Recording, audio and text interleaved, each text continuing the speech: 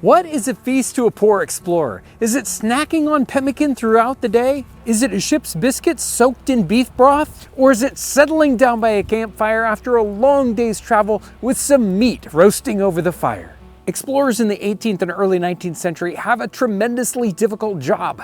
They're going out into the unknown. They don't know what kind of transportation they'll find. They're going to meet diverse people. They have no idea even how to talk to them.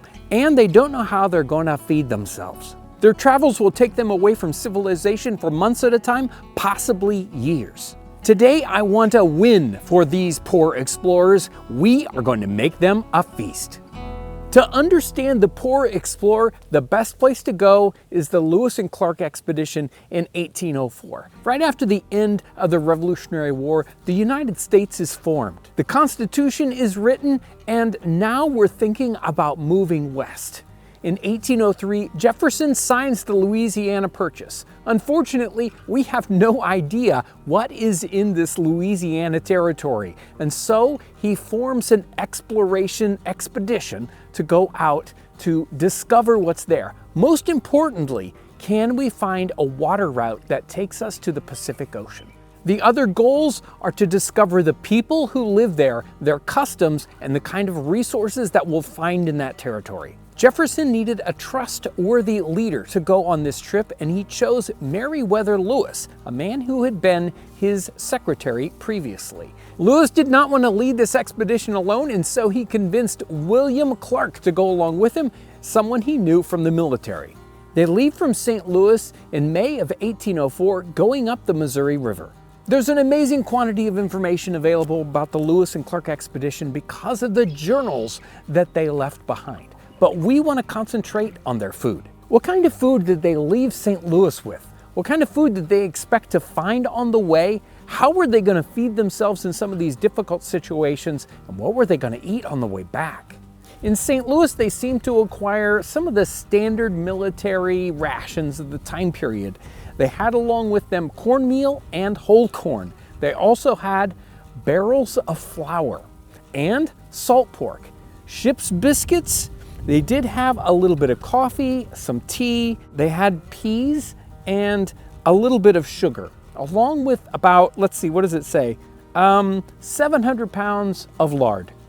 Another important provision that went along that they procured before St. Louis was portable soup. Meriwether Lewis knew as he was planning the expedition in 1803 that he needed a special kind of provision for starvation situations. And so his mind comes to portable soup, which is common in the 18th century. They're used especially on board ship. He doesn't know where he's going to get enough portable soup, and so he writes to a general about getting portable soup, and he does manage to acquire almost 200 pounds of portable soup to take on his travels. And last but not least, 7 barrels of strong wine, and yes, that does get some people in trouble. Lewis is experienced enough to know that there's no way he's going to be able to take enough food along with him on this expedition to feed all the people both going out to the coast and then coming back. And so they are going to need to live off the land. Part of the expedition is not just military people, but hunters. And these hunters are there to kill animals along the way. And on this entire 2-year expedition, they kill more than 1,000 deer, 375 elk, 227 bison. They also kill and eat antelope, sheep, bear, beaver, otters, multiple ducks and geese, turkey, plover. They even eat a wolf at least once.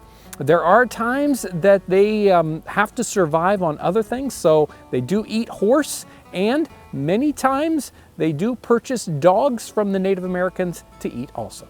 Meriwether Lewis, in his journal, he writes, "We eat an immensity of meat. It requires 4 deer, or an elk and a deer, or 1 buffalo to supply us plentifully for 24 hours.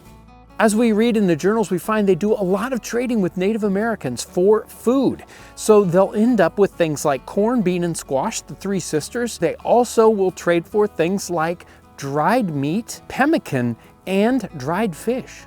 One of the components of our feast will be a classic fall succotash with the corn, the beans, and the squash.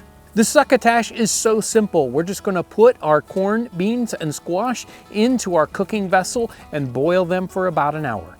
Another food item that is very popular for explorers, and Lewis and Clark had it, and that is pemmican. They were introduced to the concept of pemmican by some of the Native American tribes. During parts of their trip, they stopped to make pemmican just so that they would have food later on. Here's a reading from the journal, July 3rd, 1805.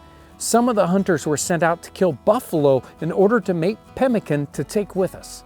There were definitely times during the Lewis and Clark expedition when there was not very much food, and certainly a situation with George Shannon. Very, very early on in the expedition, George Shannon was sent off to find some lost horses, and he himself gets lost on his search for these horses. He is gone for 12 days, and he has his gun and his powder and everything along with him, but he shoots away all of his bullets, and he doesn't have anything to eat. He ends up making a substitute bullet out of a piece of stick, and he kills one rabbit. That's all he can kill on his trip. So he survives for 12 days on one rabbit and some wild grapes that he finds. In the journal it reads, his bullets he shot away, and he was without anything to eat for about 12 days except a few grapes. He shot a rabbit with sticks he cut and put in his gun. During the final week of June in 1805, the expedition is doing a lot of hard work. They have to portage their boats, and these are very heavy wooden boats for a very long distance.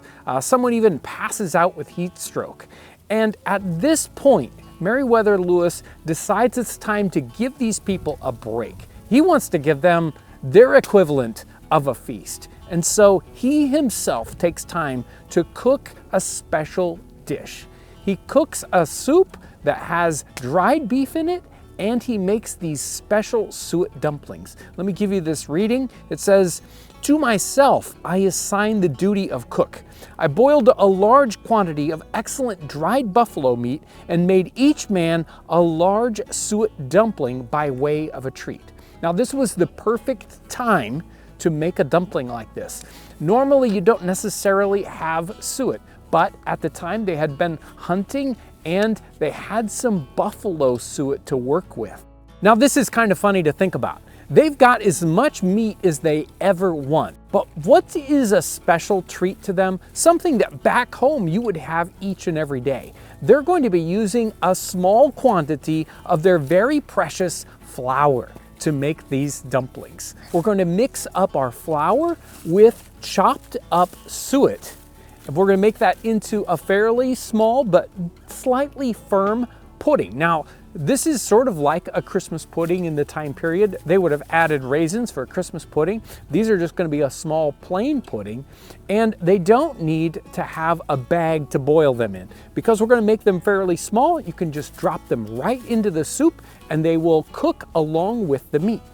On a long-term mission like this, it's very important to put supplies back. So there were times when Lewis and Clark would cache some supplies along the way so that when they came back, they'd be able to find supplies if they were running low.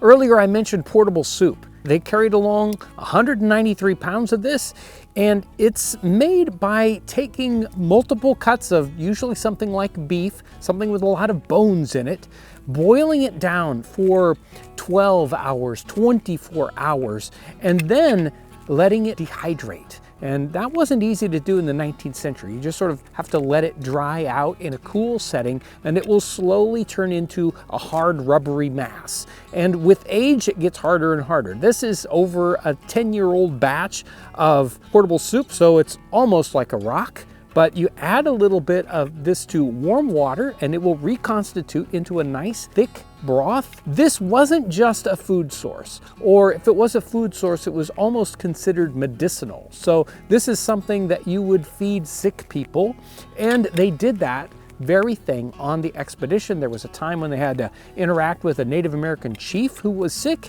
and they fed him portable soup.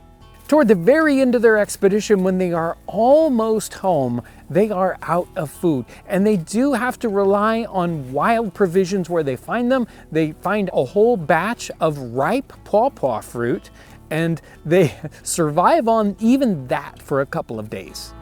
One of the most amazing things about this expedition is over this 2 years, they only lost one person, and that was fairly early on in the trip.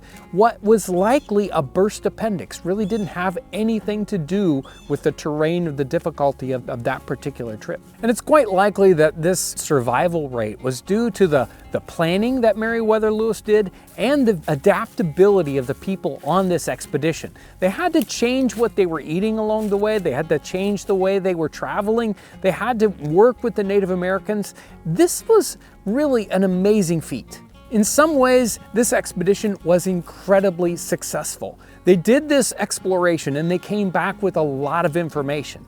They had many different interactions with Native Americans. They all seemed to be fairly good interactions and a lot of good relationships made that way. They made scientific discoveries about what kind of animals and plants were there. They learned about the terrain. They came back, they survived this trip. So for all those successes, they failed in their main goal, and that was to find this waterway from the Mississippi all the way out to the Pacific Ocean. And because that main part failed, really for years, this expedition was basically forgotten. Even Jefferson, who commissioned it, really didn't talk about the expedition once they came home. And it wasn't really important to Americans until we get to the 1960s. So it really has only been the last 50 or 60 years that people have cared about what happened with Lewis and Clark. On a completely personal level, as someone who researches history, you couldn't have a better situation. The journals are very, very detailed from day to day, and we know exactly what these people were doing, the hardships, the kinds of things they had to eat and drink. All this helps us understand the day-to-day life of a person in the very, very early part of the 19th century, and especially in a difficult situation like this.